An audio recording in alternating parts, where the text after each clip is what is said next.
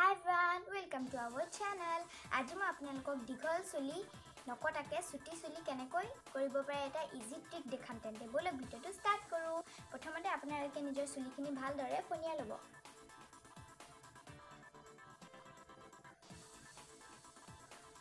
তাৰ পাছত মই এডালিয়াত ৰছী লৈছো। আপোনালোকে যিকোনো ৰছীয়া বা ফিটা ল'ব পাৰে।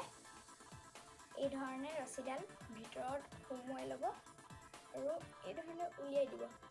তাৰ পাছত এই ধৰণে এটা গাঁঠি দি ল'ব। গাঁঠি দিয়াৰ পাছত এই ধৰণে তললৈ লৈ যাব। তাৰ পাছত এইটো এই ধৰণে টাইটকৈ ধৰি ল'ব আৰু এইডোখৰ ভিতৰলৈ সোমোৱাই দিব।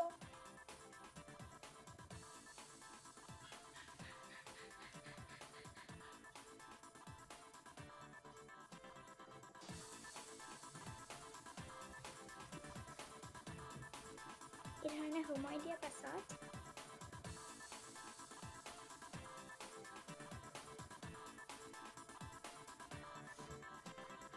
আকৌ ৰছীডাল গাঁঠি দি ল'ব।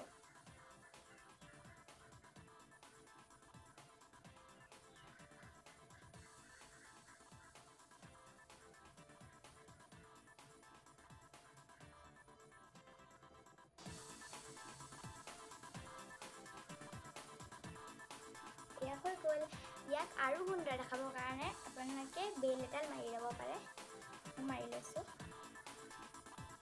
গাইজ মই এতিয়া আপোনালোকক পিছফালে দেখাওঁ। পিছফালে কেনেকুৱা লাগিছে।